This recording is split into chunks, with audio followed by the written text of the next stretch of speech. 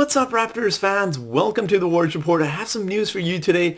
The Raptors have just worked out Scottie Barnes. Now, I know what you're thinking. This is just a case of due diligence. This is not them actually being interested in drafting Scottie Barnes, right? But there's also an article that came out a few days ago talking about how the Raptors have shown interest in Scottie Barnes, and there's been other talks about Scottie Barnes going to the Raptors as well. So would the Raptors actually consider drafting Scottie Barnes at that number 4 spot? I'll break all of that fun stuff down in this video. I'll also talk about how his fit is with the Raptors and what he would bring to the Raptors if the Raptors did draft him. But before we get into the details of the video, you know the drill. Give this video a thumbs up. It helps reach more basketball fans like yourself. And also hit that subscribe button as well. It greatly helps support this channel and helps it grow quite a bit with every subscriber. So if you could hit that subscribe button, I'd be very much appreciative of that. With that being said, let's get into today's video. Now, I do want to give a shout out. This is something I do every single video, which is give a shout out to one random subscriber. So for today's video, I want to give a shout out to Scrambles. So Scrambles, thank you for continuously supporting this channel through your likes and comments. It is very much appreciated. Now let's talk about Scottie Barnes in terms of what he would bring to the Raptors.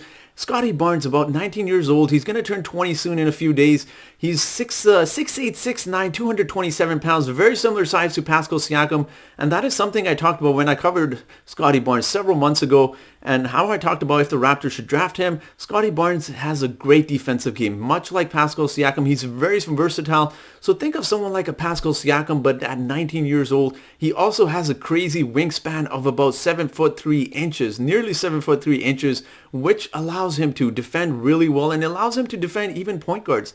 There's been several highlights of Scottie Barnes, who played the point guard position, was guarding small players such as 6'2", 6'3". He's also guarded bigger players, certain centers as well. So I think that makes him a really attractive piece for the Raptors. We know the Raptors really like these type of players. And if there's a player outside of Jalen Suggs that fits the Raptors mold, I think there's someone like Scottie Barnes.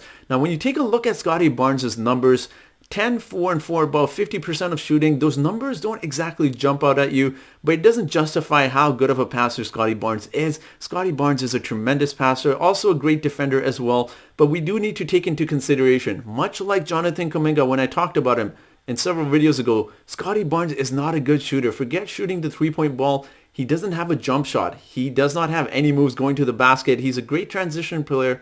He can really run with the ball. He's a great passer as well. But he can't shoot the free throw ball either. So that is something the Raptors would definitely have to consider when talking about Scottie Barnes. I mean, he's a great player. Don't get me wrong when I talk about Scottie Barnes being a great defender, but some of his shooting issues are definitely a concern. He's really struggled with his shooting. But if there's a team out there that can fix shooting, we know it's the Raptors. I mean, they've turned a lot of players into gems. Pascal Siakam was a high energy guy coming into this league, and he's become a much better shooter since. So I don't see why the Raptors can't develop Scottie Barnes, have a jump shot, get his shot going a little bit. It is going to take some time though. His shot is not broken. I wouldn't say his shot is broken, but he definitely needs to work a lot on his shot, be a little bit more confident, definitely work on his three-point shooting game as well. And when you talk about Scottie Barnes, if there is one player in this year's NBA draft who has seen their stock rise completely, it has been Scottie Barnes.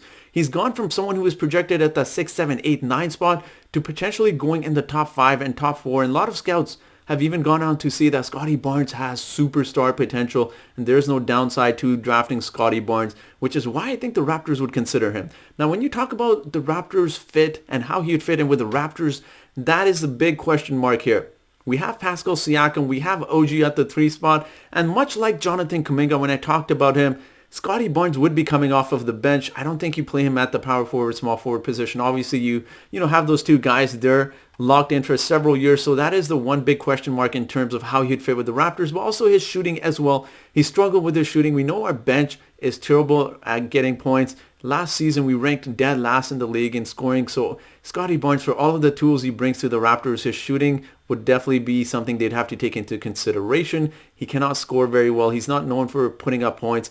And now let's talk about the Raptors and whether or not they would actually consider drafting Scottie Barnes at that number 4 spot. That is tough to say. That is really tough to say because much like Jonathan Kuminga, when you compare players to players, I think both of them bring similar tools to the Raptors in terms of what they bring on defense. They don't have an offensive game, and that is, they're both great two-way players, don't get me wrong, in terms of passing and defending and rebounding, but in terms of shooting, that is something you can relate to Jonathan Kuminga as well. Now, I don't think the Raptors should draft him. Obviously, they have gone as far as to say they'll draft best available player rather than positional needs. But when you have someone like a Jalen Suggs, maybe potentially Evan Mobley, I don't think you should consider Scottie Barnes. And that is not a knock on Scottie Barnes.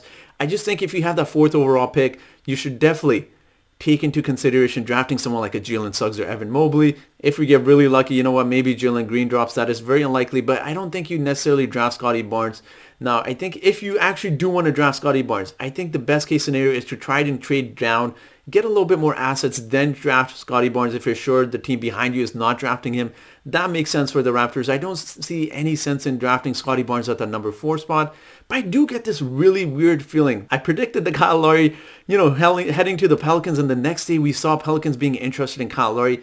But I don't know why I'm getting this really weird feeling the Raptors may just take Scottie Barnes at that number 4 spot. I hope I'm wrong. The draft is coming up soon in about 10 days or so. So hopefully the Raptors do draft someone like a Mobley or Suggs and not someone like a Jonathan Kuminga or Scottie Barnes. Hopefully my gut feeling is not right this time, but I do want to hear from you guys. What do you guys think? Do you think the Raptors should consider Scottie Barnes or maybe move down to draft Scottie Barnes?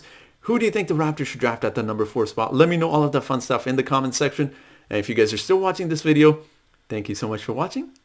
Have a great day.